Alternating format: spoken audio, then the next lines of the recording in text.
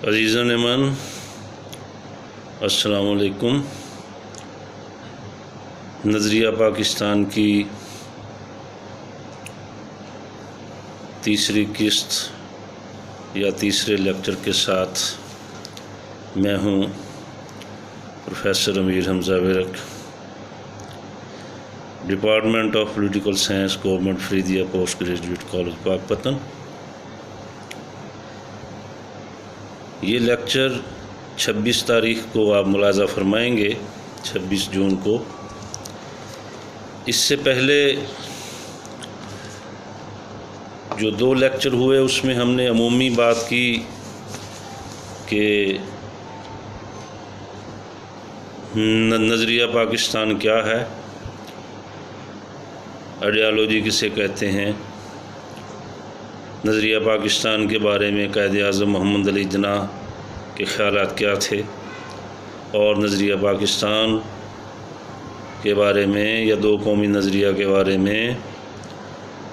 Doctor अल्लामा मोहम्मद इकबाल के इरशादात क्या थे। तो वो दोनों लेक्चर्स में जो गुफ्तगू हुई वो अमूमी नौइयत की थी। अब इस तीसरे लेक्चर में हम ख़ुसूसी गुफ्तगू की तरफ चलते हैं, और इसे आप ये कह सकते हैं कि ये एक मुतबादल पॉइंट ऑफ व्यू है उस गुफ्तगू के बरअक्स, क्योंकि बतौर टीचर मेरा ये फ़र्ज़ है कि मैं आपको तारीख़ के हवाले से जो मुख्तलिफ़ नुक्ता है नज़र रहे हैं, पाकिस्तान मूवमेंट के हवाले से, नज़रिया पाकिस्तान के हवाले से, 2 नेशन थ्योरी के हवाले से, उन सब से आगाह करूं, क्योंकि रटी रटाई बातें बहुत हो चुकी हैं इस मुल्क में, और जो सलेबस बनाने वाले हैं उनकी हालत-ए-ज़ार से भी हम वाकिफ़ हैं।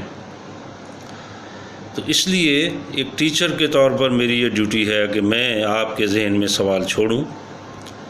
और उस सवाल का जवाब तलाश करने के लिए आप तारीख़ के औराक को उल्ट पुल्ट करें। और अगर रटी रटाई बातें तो किताबों से भी मिल जाती हैं, 1 घंटा लगाएं और 1 सवाल याद करें, दैट्स ऑल। लेकिन जैसे वो कमर रज़ा शहज़ाद का एक शेर है ना कि भाई सोने वाले ज़हन सलामत रहते हैं, सोने वाले ज़हन सलामत रहते हैं, जागने वाली आंखें छीन ली जाती हैं। तो अगर ज़हन भी जाग रहे हों और आंखें भी जाग रही हों तो फिर कौमों और मुल्क की तकदीर जो है वो बदल सकती है। हमारे यहाँ अलमिया यही है कि हमारे ज़हन को ऐसी अफ़ीम खिलाई गई कि हम जो है वो हमारे उलमा के, हमारे सियासतदानों के, हमारे टीचर्स के, हमारे दानश्वरों के ज़हन सुला दिए गए, और जो एक आध आँख जागती है उसे छीन लिया जाता है और वो आवाज़ जो है वो खामोश करा दी जाती है। तो अज़ीज़ान मन चलते हैं अब इस मुतबादल पॉइंट ऑफ व्यू की तरफ, जो तारीख़ की किताबों में, जो पॉलिटिकल साइंस की किताबों में, जो पाकिस्तान मूवमेंट में, जो पाकिस्तान मूवमेंट के जो पार्टीशन पेपर है उसके अंदर तारीख़ी तौर पर महफूज कर दिए गए हैं। जैसा कि आपको इल्म है कि पहली आलमी जंग इसलिए हुई कि कॉलोनियलिज़म के ऊपर आलमी ताकतों ने की मंडियों की तकसीम के ऊपर झगड़ा हो गया, और उस आलमी जंग के नतीजे में हारने वाले तो हारे लेकिन जीतने वाले भी हार गए, क्योंकि उस जंग के नतायज इतने हौलनाक थे आलमी सरमायादाराना निज़ाम के लिए और आलमी सुपर ताकतों के लिए, और वो दोनों कैंप, इत्तेहादी भी और महवरी क़ुव्वतें भी, जो इस जंग के अंदर शामिल हुए थे, वो برطانیہ ہو، وہ فرانس ہو، وہ جرمنی ہو، وہ سوویت یونین ہو، جاپان ہو، آسٹریلیا ہو، ترکی ہو، تو دونوں کے لیے پہلی عالمی جنگ تباہی کا سبب بنی، اور وہ نتیجہ خیز اس لیے ہوئی کہ وہ جو نو آبادیاتی نظام کی ترتیب تھی جو عالمی سامراج برطانیہ نے اور اس کے اتحادی سامراجی ممالک نے طے کی تھی، وہ ساری بکھر گئی۔ اور پہلی عالمی جنگ کے اندر تاریخ انسانی نے پہلی دفعہ یہ دیکھا کہ دنیا کے سب سے بڑے ملک روس میں ایک اشتراکی انقلاب برپا ہو گیا، اور وہ اشتراکی انقلاب یقیناً پہلی عالمی جنگ کا نتیجہ تھا۔ اگر وہ عالمی جنگ وقوع پذیر نہ ہوتی تو اس بات کے امکانات موجود تھے کہ سوویت یونین میں یا روس میں وہ انقلاب برپا نہ ہوتا اور مزدوروں کی پہلی عالمی حکومت لینن کی قیادت میں نہ بنتی، جیسا کہ جرمنی میں ہوا۔ حالانکہ جرمنی کے بارے میں کارل مارکس نے یہ پیشگوئی کی تھی کہ مزدور طبقے کا اشتراکی پہلا انقلاب جو ہے وہ جرمنی میں آئے گا، لیکن وہ نہ آ سکا، اس لیے کہ اس عالمی جنگ کے اندر جو جرمنی کی جو بائیں بازو کی تحریک تھی وہ نیشنلزم کا شکار ہو کر وہ عالمی جنگ کا حصہ بن گئی، جبکہ سوویت یونین کے اندر جو مزدور تھے، جو ورکنگ کلاس تھی، جو کسان تھے، انہوں نے یہ موقع جان کر کہ اب وقت ہے کہ بادشاہ کا تختہ الٹ دیا جائے، سرمایہ داری کمزور ہو گئی ہے، اور انہوں نے ایسا کیا اور وہ جیت گئے۔ تو پہلی عالمی جنگ کے بعد پھر ہم دیکھتے ہیں کہ دوسری عالمی جنگ کے اندر، جس کے نتیجے میں نو آبادیاتی نظام مزید کمزور ہوا، اور جیسے ہی دوسری عالمی جنگ آگے بڑھی تو اس کے اندر ہم دیکھتے ہیں کہ ایک بار پھر وہی قوتیں ایک دوسرے کے آمنے سامنے کھڑی ہو جاتی ہیں، اور سرمایہ دارانہ نظام اور سامراجی عالمی نظام اتنا کمزور ہو جاتا ہے کہ دوسری عالمی جنگ کے نتیجے میں بر صغیر ہندوستان سمیت سامراجی قوتوں کو دنیا کے بہت سارے ملکوں سے اپنی بساط جو ہے وہ لپیٹنی پڑتی ہے۔ اور جس طرح پہلی عالمی جنگ کے نتیجے میں ایک بہت بڑا نتیجہ سامنے آیا کہ سرمایہ داری کے بطن سے ایک اشتراکی انقلاب برپا ہوا، تو اسی طرح دوسری عالمی جنگ کے نتیجے میں بھی ایسے ہی نتیجے وقوع پذیر ہوئے۔ جیسے سب سے بڑا نتیجہ تو یہ ہوا کہ عالمی سامراجی نظام کا سربراہ برطانیہ بوڑھا ہو گیا، بہت کمزور ہو گیا، اور سامراجیت کی یہ جو چھتری تھی یا جو چودراہٹ تھی، جو نمبرداری تھی، وہ امریکہ نے براہ راست سنبھال لی۔ اور اس کا دوسرا نتیجہ یہ ہوا کہ عالمی سامراجی نظام کی کمزوری کی صورت میں ہندوستان کی تقسیم ہوئی، اور اس کے علاوہ دنیا کے اور بہت سارے ممالک جو ہیں وہاں پر نو آبادیاتی نظام کو لپیٹنا پڑا، اور پھر امریکہ کی قیادت میں دنیا بھر میں جدید نو آبادیاتی نظام کا آغاز ہوا، اور اسی جدید نو آبادیاتی نظام کے نتیجے میں ہندوستان کی تقسیم وقوع پذیر ہوئی۔ اگر آپ تاریخ سے آشنا ہوں تو آپ کو یہ پتہ ہونا چاہیے کہ پہلا اعلان جو برطانیہ نے کیا تھا ہندوستان سے واپس جانے کا، وہ یہ تھا کہ ہم جون 1948 میں ہندوستان کو ویکیٹ کریں گے، اور ہندوستان کے بارے میں ہندوستان کے لوگوں کے اوپر ہم فیصلے چھوڑ کے ہم واپس آ جائیں گے۔ لیکن جون 1948 کی بجائے اگست 1947 میں انہیں یہاں سے واپس جانا پڑا۔ برطانیہ میں الیکشن ہوئے اور کنزرویٹو پارٹی ہار گئی۔ لیبر پارٹی کی جیت کے بعد جو ہے وہ صورتحال تبدیل ہو گئی، اور عالمی طور پر چونکہ فیصلہ کن حیثیت امریکہ کو حاصل ہو چکی تھی، تو اس لیے امریکی سامراج کی یہ پالیسی تھی کہ بھئی ہندوستان میں جلد از جلد تقسیم وقوع پذیر کی جائے، کہیں ایسا نہ ہو کہ بھئی سوویت یونین کی طرح عالمی سرمایہ داری کے کمزور ہونے کے نتیجے میں ہندوستان میں بھی کوئی انقلابی صورتحال نہ پیدا ہو جائے، جیسا کہ وہ دیکھ رہے تھے کہ چین کے اندر انقلابی ابھار شروع ہو چکا تھا، اور جیسے وہ علامہ اقبال نے کہا کہ ہمالہ کے چشمے ابلنے لگے، گراں خواب چینی سنبھلنے لگے، ہاں جی، تو وہ چین کی صورتحال سے پہلے ہی پریشان تھے، اور چین کے پڑوس میں ہونے کی وجہ سے وہ ہندوستان کی بھی صورتحال سے وہ بہت ہی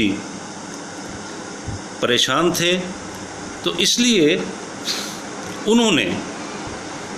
یہ سوچا کہ ہمیں اگست 1947 میں ہی ہندوستان کو آزاد کر دینا چاہیے، یا ہندوستان کو ویکیٹ کر لینا چاہیے۔ تو اس کے لیے جیسے میں نے شروع میں عرض کیا کہ یہ ایک متبادل پوائنٹ آف ویو ہے جو درسی کتابوں میں اویلیبل نہیں ہے، یہ تاریخ کے اوراق میں محفوظ ہے۔ تو اس کے لیے ایک تاریخ کے اندر جو ایک نام آتا ہے وہ ہے کریسن پلان، یعنی کہ ایک کریسن پلان، کریسن کا مطلب ہوتا ہے کہ یہ پہلی رات کا چاند، جس کو اردو میں ہم ہلال کہتے ہیں، اور وہ پہلی رات کا چاند اس لیے کریسن اس کا نام کیونکہ اس کے اندر جو کریسنٹ ہے، جو ہلال ہے، اس کا ایک سرا ترکی بنتا ہے، ایک سرا ایران بنتا ہے، اور ایک سرا ایک بحیرہ عرب کے دہانے پر ایک نئی ریاست کے وجود سے وہ کریسنٹ مکمل ہوتا ہے۔ تو یہ کریسنٹ پلان جو ہے یہ برطانیہ نے امریکی سرپرستی میں یہ اس لیے پیش کیا تاکہ ہندوستان کی تقسیم سے بحیرہ عرب کے دہانے پر ایک ایسی ریاست تشکیل پائے جس کو ہم اپنے مقاصد کے لیے بھی استعمال کر سکیں، اور وہ سوویت یونین کو ترکی اور ایران کی طرح بحیرہ عرب میں جانے سے روکے، کنٹین کرے۔ جیسے ترکی کی یہ ڈیوٹی لگائی گئی کہ وہ سوویت یونین کو بحیرہ روم میں جانے سے روکے گا، میڈیٹرینین سی میں جانے سے روکے گا، اور ایران کی شاہ ایران کی قیادت میں یہ ڈیوٹی لگی کہ وہ سوویت یونین کو خلیج فارس میں جانے سے روکے گا۔ تو اس لیے اگر ایک ایسی ریاست جو امریکہ کی وفادار ریاست ہو وہ یہاں پر قائم ہو تو وہ یقیناً جو ہے وہ سوویت یونین کو بحیرہ عرب میں جانے سے روکے گی، اور وہ کریسنٹ مکمل ہو جائے گا۔ وہ کریسنٹ پلان، وہ کتابوں میں ہم اس کو کسی اور نام سے بھی دیکھتے ہیں، RCD ایک ہوا کرتی تھی، RCD۔ وہ RCD انفیکٹ جو ہے وہ اسی چیز کا نام تھا، یہ کریسنٹ پلان کا بنیادی طور پر نام تھا۔ تو اس لیے یہ ہم تاریخ کے اندر یہ بھی ہم پڑھتے ہیں، اس کا بھی آپ کے دماغ میں یہ باتیں ہونی چاہیے کہ اور کتابوں میں یا اور دیگر جو تاریخ دان ہیں انہوں نے پاکستان موومنٹ کے بارے میں کیا لکھا ہے، کہ یہ ریاست کا وجود جو ہے وہ کیسے مطلب 1948 کی بجائے جون 1947 میں سامنے آ گیا۔ تو اس سلسلے میں ایک اور تاریخی شہادت کا بھی میں ذکر کرنا ضروری سمجھتا ہوں، اور وہ تاریخی شہادت بڑی معتبر ہے۔ پاکستان کے سابق وزیر اعظم ملک فیروز خانون نے اپنی جو یادداشتیں تحریر کی ہیں، آپ کو علم ہوگا کہ فیروز خانون وزیر اعظم رہے ہیں پاکستان کے جب ایوب خان نے اکتوبر 1958 میں مارشل لا لگایا، تو اس وقت فیروز خانون وزیر اعظم تھے، اور وہ پاکستان کے پہلے عام انتخابات کا شیڈول بھی اعلان کر چکے تھے۔ تو وہ اپنی یادداشتوں میں کیا لکھتے ہیں، جیسے میں نے پہلے ذکر کیا کہ جب برطانیہ میں لیبر پارٹی جیت گئی تو انہوں نے آ کر اس کو سپیڈ اپ کیا،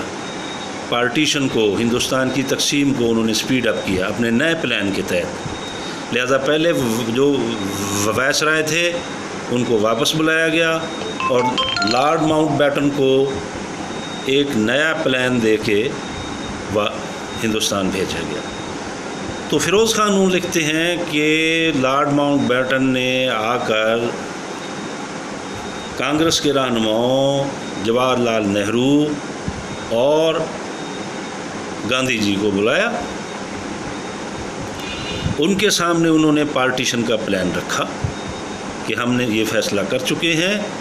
برطانوی حکومت یہ فیصلہ کر چکی ہے کہ ہندوستان تقسیم ہوگا، آپ اس بارے میں کیا کہتے ہیں؟ تو انہوں نے کہا کہ جی ہم کانگریس کا اجلاس بلائیں گے اور ورکنگ کمیٹی ہوگی اور وہاں سے منظوری لیں گے. اور انہوں نے کہا نو، ہمارے پاس اتنا وقت نہیں ہے. اس کمرے میں آپ بیٹھ جائیں، وہاں ٹیلی فون بھی اویلیبل ہے اور آپ جس سے مشورہ کرنا چاہتے ہیں کر لیں. تو دونوں رہنما وہاں بیٹھے اور مشاورت کے بعد انہوں نے لارڈ ماؤنٹ بیٹن کو کہا کہ ہمیں یہ منظور ہے لیکن ایک شرط کے ساتھ. تو لارڈ ماؤنٹ بیٹن نے کہا کہ واٹ کنڈیشن، کیا شرط ہے آپ کی؟ انہوں نے کہا کہ پنجاب بھی تقسیم ہوگا اور بنگال بھی تقسیم ہوگا. تو لارڈ ماؤنٹ بیٹن نے کہا کہ مجھے منظور ہے. اس کے بعد پھر مسلم لیگ کے نمائندے کے طور پر قائد اعظم محمد علی جناح صاحب کو لارڈ ماؤنٹ بیٹن نے بلایا اور ملک فیروز خان نون لکھتے ہیں کہ جناح صاحب کو بھی انہوں نے ایسے ہی کہا جیسے انہوں نے گاندھی اور نہرو کو کہا تھا. اور جناح صاحب کو کہا کہ ہم ہندوستان تقسیم کرنا چاہتے ہیں، آپ کا مطالبہ پاکستان ہم مان رہے ہیں، آپ کو قبول ہے؟ جناح صاحب نے کہا جی بالکل قبول ہے. اور لارڈ ماؤنٹ بیٹن نے کہا لیکن ایک شرط ہے. جناح صاحب نے کہا کہ کیا شرط ہے؟ لارڈ ماؤنٹ بیٹن نے کہا کہ بنگال بھی تقسیم ہوگا اور پنجاب بھی تقسیم ہوگا. تو اب آپ یہ دیکھیے کہ قائد اعظم محمد علی جناح کتنے مدبر سیاستدان تھے، کتنے ویژنری انسان تھے وہ، کہ انہوں نے گاندھی اور نہرو کی طرح فوراً ہاں جی نہیں کر دیا. انہوں نے کہا کہ آئی پروٹیسٹ آن دس سوڈو پلان. ماؤنٹ بیٹن نے کہا کہ کیوں؟ انہوں نے کہا کہ یہ دو عظیم قوموں کے ساتھ ایک فراڈ ہے، بنگالیوں اور پنجابیوں کے ساتھ یہ ایک فراڈ ہے. بنگال اور پنجاب کو تقسیم نہیں ہونا چاہیے، پنجاب کو پورے پنجاب کو پاکستان میں شامل ہونا چاہیے اور متحدہ بنگال بھی پاکستان میں شامل ہونا چاہیے. اب اس بارے میں یہ آپ کو کہیں کسی درسی کتاب میں نہیں ملے گا، اتنی اہم بات. اس بارے میں جناح صاحب نے 2 سٹیپ اٹھائے. پہلا سٹیپ یہ لیا کہ اس وقت 1946 کے الیکشن کے بعد حسین شہید سہروردی جو ہمارے بعد میں وزیر اعظم بھی رہے ہیں، 1954-55 میں ہمارے وزیر اعظم رہے ہیں، وہ اس وقت متحدہ بنگال کے چیف منسٹر تھے. تو جناح صاحب نے حسین شہید سہروردی کو یہ مینڈیٹ دیا کہ بھائی آپ کانگریس اور انگریزوں سے مذاکرات کریں کہ اگر بنگال کو وہ متحد رکھ کر پاکستان میں شامل نہیں کرنا چاہتے تو بنگال، آسام اور سلٹ کو ملا کر ایک تیسری ریاست بنا لیں، پاکستان، انڈیا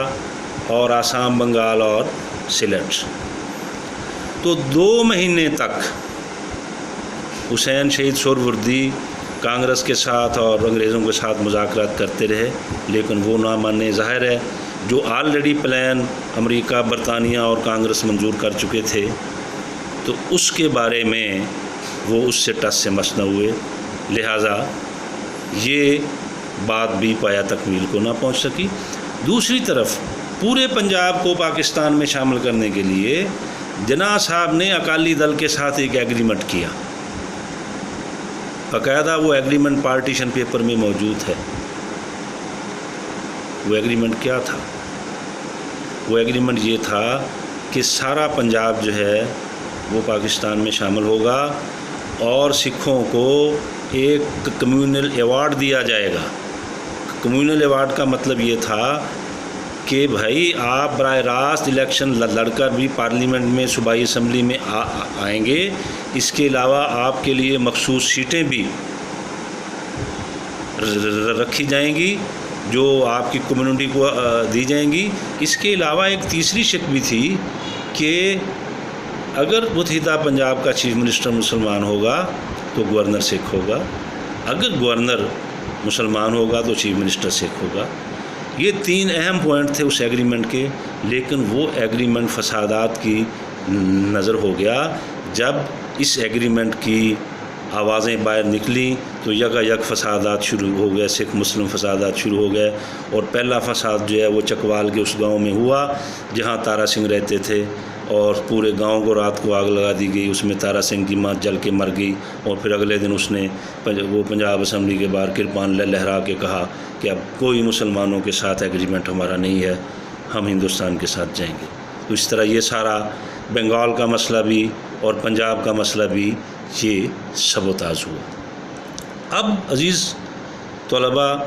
اب ہم یعنی کہ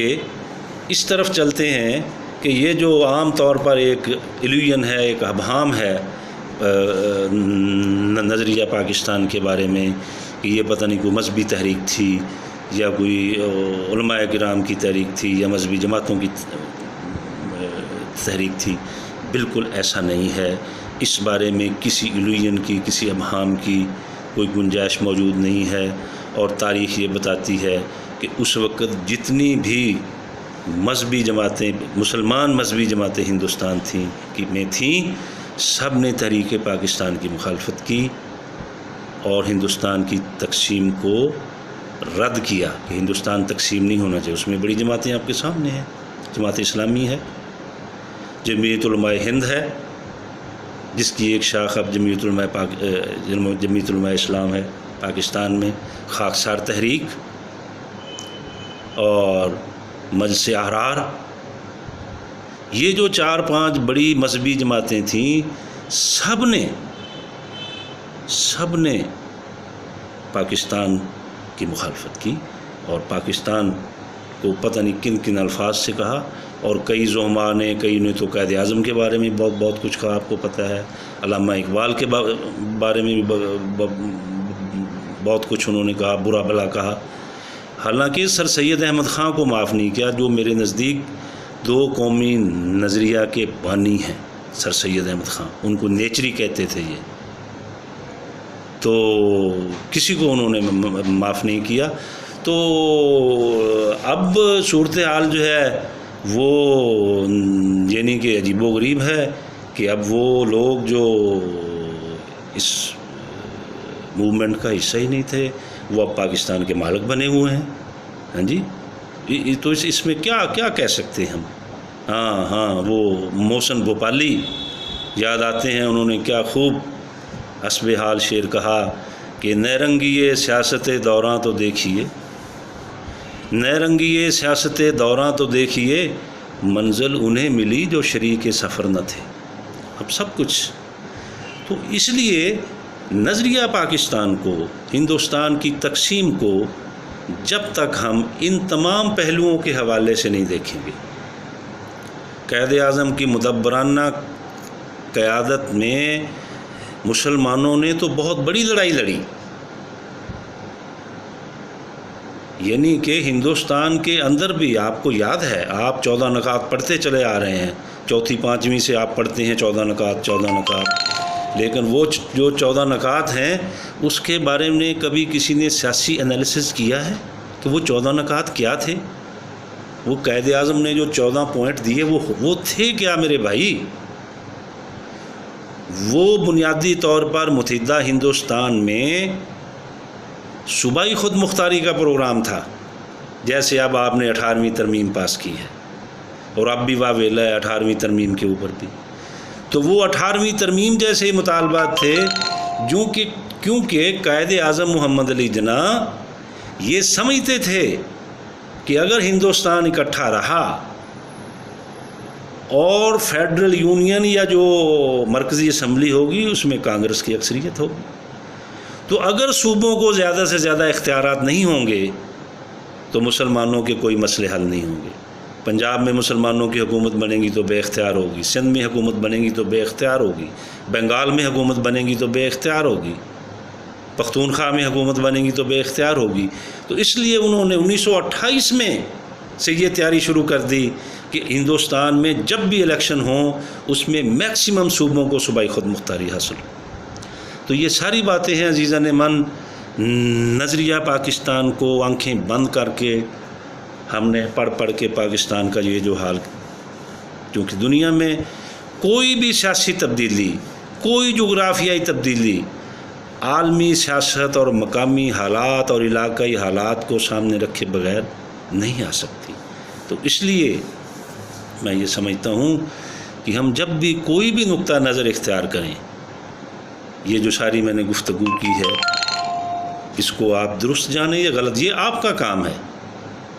بطور ٹیچر، ایک ٹیچر کتنی کتابیں پڑھتا ہے، کتنے اخبارات پڑھتا ہے، کتنے جرنل پڑھتا ہے، وہ ریسرچ بھی کرتا ہے، بہت سارے لوگوں سے گفتگو کرتا ہے. تو اس کے نتیجے میں جو چیزیں ہم حاصل کرتے ہیں وہ ہمارا فرض ہے کہ ہم اپنے عزیزان من تک پہنچائیں، اور پھر آگے اس سے نتیجہ نکالنا